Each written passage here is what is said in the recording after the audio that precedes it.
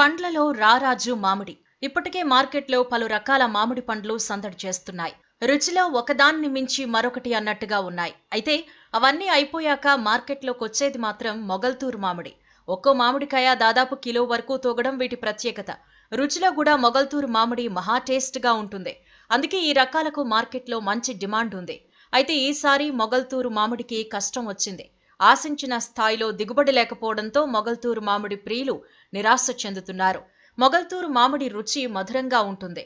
మొగల్తూరు, నర్సాపురం మండలాల పరిధిలోని పలు గ్రామాల్లో సుమారు 3-4 ఎకరాల్లో మామిడి తోటలు విస్తరించున్నాయి.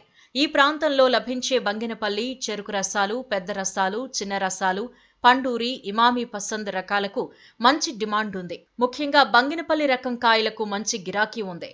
దీని టెంక చిన్నగా ఉండి గుజ్జు ఎక్కువగా ఉండడంతో పాటు తొక్క పల్సగా ఉండి తీయదనం ఎక్కువగా ఉంటుంది. మొగల్తూరుకు ప్రసిద్ధి ఏంటంటే అండి, మొగల్తూరు కాయలు దగ్గరికి వచ్చిన తర్వాత ఇలాంటి కలర్ వచ్చిన తర్వాత కోస్తారండి, కోవేరండి. ఈ ఏం చేస్తారంటే కోసుకుని తిన్న తర్వాత పులుపు ఉండదండి, బాగా స్వీట్ ఉంటుంది. ఇలా చూసిన వెంటనే స్మెల్ వస్తుంది. ఈ స్మెల్ వల్ల ఇది డిమాండ్ అండి ఇక్కడ. తర్వాత కాయలు మోసం చేయటం ఉండదండి. ఇప్పుడు మా పచ్చికాయలు కావాలి, తోటలో తీసుకెళ్ళాలి. ఈ తోటలో తీసుకెళ్ళిన తర్వాత కూడా మీకు నచ్చిన కాయ ఈ చుట్టుపక్కల ఉన్న వాళ్ళకి ఇక్కడి నుంచి అండి మొగల్తూరు మామిడికి అంటే అమెరికా దాకా, సింగపూర్ దాకా వెళ్తాయండి. మొగల్తూరు మామిడికి ఇంత టేస్ట్ రావడానికి ముఖ్య కారణం ఈ ప్రాంతంలో ఇసుక, రేగడి నేలలు ఎక్కువ శాతం ఉండడమే.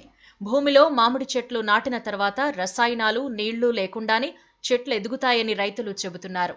ఇక్కడి ఒక్కో చెట్టు 70-80 సంవత్సరాల వయసు కలిగి ఉంటుంది.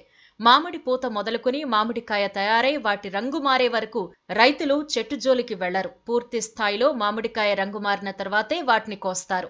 సహజ సిద్ధంగా చెట్టుపై మామిడి పండడంతో టేస్ట్ కూడా అద్భుతంగా ఉంటుందని రైతులు చెబుతున్నారు. ఈ కారణంగానే ఈ మామిడిని చాలా మంది ఇష్టంగా తింటారని మామిడి ప్రియులు అంటున్నారు. అన్ని రకాల చెరుకు రసం అన్న, పందర కల్తీ అన్న, బంగిడి మిల్ అన్న ఇక్కడ బాగా ఫేమస్. ఎక్కువ మొగల్తూరు ఏరియా బాగా పంట కూడా ఇక్కడ బాగుంటుంది.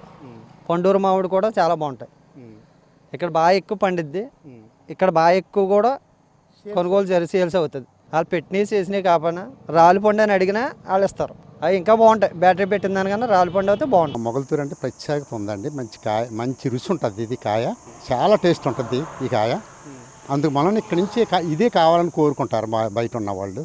కాదండి, మొగల్తూరు ఆంధ్రప్రదేశ్లో మొగల్తూరుని కొట్టి మామిడికాయ లేదండి.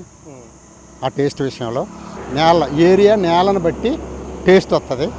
ఈ ఇసుక నేల, ఇది ఇసుక నేల మీద టేస్ట్ పెరుగుతుంది అండి, బాగుంటుంది కాయ.